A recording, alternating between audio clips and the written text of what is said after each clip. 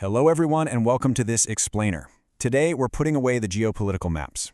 Instead, we're going to step right into the boots of the people caught smack in the middle of the crossfire, the Nepali migrant workers in Iraq. We're diving into a really devastating emotional struggle. It's this agonizing tug-of-war between the desperate, fundamental need to earn an income for your family back home and the daily, absolutely terrifying fear of drone attacks. Just imagine you're thousands of miles away from your home, working long hours just to survive, all while the sky above you threatens to fall at literally any moment. Listen to these words for a second. We were eating. Suddenly the drone exploded. My hand and face were engulfed in flames. Now, that's not a line from some Hollywood action movie. That is a direct, first-hand account from a Nepali security guard who was stationed at the UAE Consulate General in Erbil in March of 2026. Imagine sitting down for a simple meal after a grueling shift, and in a fraction of a second, your world is literally on fire. His colleague was also injured in that same strike. It's a really stark reminder that for these workers, the battlefield isn't some distant front line. It's their cafeteria. It's their guard post. It's their everyday life.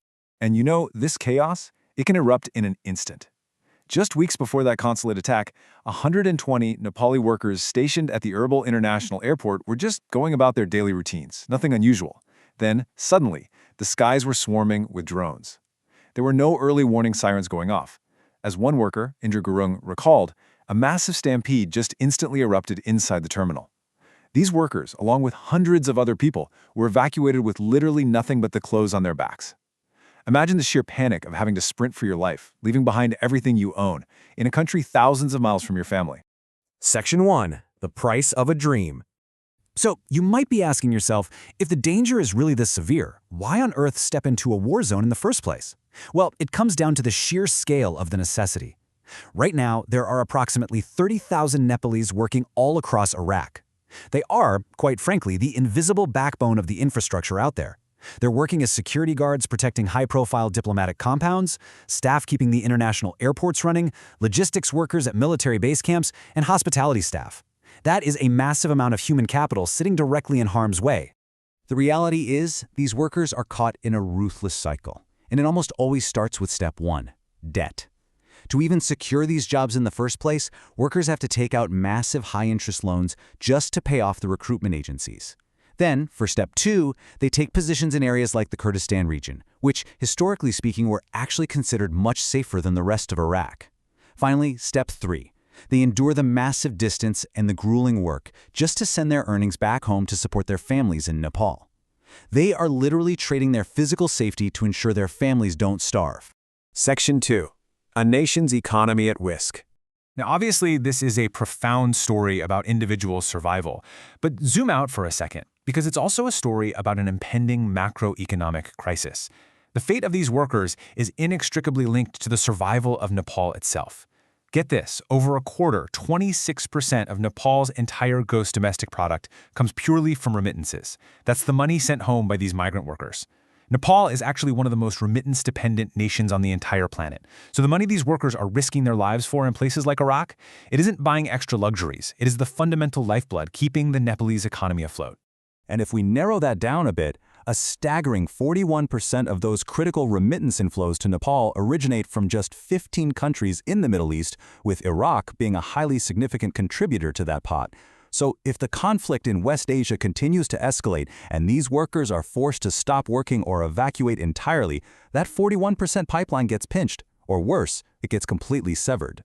And because of that, the conflict in West Asia is sending massive shockwaves directly into Nepalese households right now. Because of the war, global oil prices are spiking, which means everyday essentials in Nepal like diesel, petrol, and cooking gas are just skyrocketing. At the exact same time, canceled international flights have caused a total collapse in tourism, which is a major domestic industry for them. And because Nepal relies on importing fertilizer from the Middle East, supply chain disruptions are now actively threatening their domestic agriculture. So the family sitting back in Nepal isn't just terrified about their loved one in a war zone. They are suddenly struggling to afford basic food and fuel. Let's put some hard data behind this. Ganakar Bhatta, the former executive director of Nepal Rastra Bank, noted that every single time the price of a barrel of oil goes up by 10% due to this conflict, inflation in Nepal rises by 0.4 percentage points and economic growth drops by 0.15 percentage points. It just shows us how deeply interconnected our world really is. A drone strike in Erbil literally raises the cost of living for a family sitting in Kathmandu. Section 3. Stuck in the middle. Right now, both the government and the workers are finding themselves completely paralyzed. On March 1st, 2026, the Nepali government actually acted really swiftly. They suspended labor permits for 12 West Asian countries, including Iraq, indefinitely. By mid-March, we did see about 150 workers return safely to Nepal from an American-based camp in Erbil. But by May 2026, because of that blanket suspension, approximately 2,000 Nepalese per day who were supposed to leave for work were suddenly stranded at home. Remember those high-interest loans we talked about earlier? Well, the government halted their departure to keep them physically safe, sure, but the financial clock on their debt is still ticking. Their dreams are on pause, but unfortunately, their loans are not. And for the workers who are already in Iraq, the situation is incredibly tense. The Nepali government has formed an emergency response team, and they've set up an online registry to track citizens. But government spokespeople openly admit there is still no concrete rescue or evacuation plan in place. For now, a lot of these workers have been moved out of the exposed base camps and airports and shuffled into local hotels. So yes, they are physically safe from the immediate perimeter of the targets for the moment, but they are trapped in a terrible, agonizing waiting game. Just take a moment to imagine the psychological toll of that reality. It's captured so perfectly by an evacuated worker named Mukesh Gurung, who said, "We are all in the hotel. Since work is closed, our current daily routine is just to survive."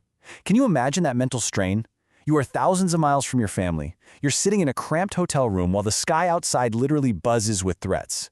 You can't work. You can't earn the money you desperately came to make. Every single day is just an exhausting exercise in waiting and surviving. Section 4. The impossible choice. I really want you to put yourself in the shoes of a migrant worker facing this brutal dilemma. On the one hand, you could choose to stay in Iraq, where you face the terrifying risk of a sudden drone strike while you're just eating lunch or working a shift. You face total uncertainty. But on the other hand, you choose to return to Nepal. You're physically safe from the drones, sure, but you return to crushing, high-interest debt and an economy that currently has absolutely no jobs to offer you. It is a completely agonizing choice between physical safety and absolute financial ruin. Listen to the desperation of Tal Bahadur Ali Magar. He explicitly says, "I do not want to leave my job here. I will return home only if the situation becomes critical." Really think about the sheer desperation it takes to actively, consciously choose to stay in an active war zone. He knows the risks. But the fear of letting his family down, the fear of losing his livelihood and defaulting on those crushing loans is somehow even more terrifying to him than the actual missiles flying overhead. So, as we wrap up this explainer, we're really left with the very heavy reality. These workers didn't start this conflict, not at all. They just went abroad seeking honest work to give their families a shot at a better life. But today, they're the ones paying the heaviest price, huddled in hotel rooms or guarding compounds, constantly looking up at the sky. So I want to leave you with this final haunting question to consider as you digest everything we've looked at today. For the 30,000 Nepalis waking up in Iraq tomorrow, will the next drone strike hit their workplace? Thank you so much for joining me to explore this incredibly vital human story.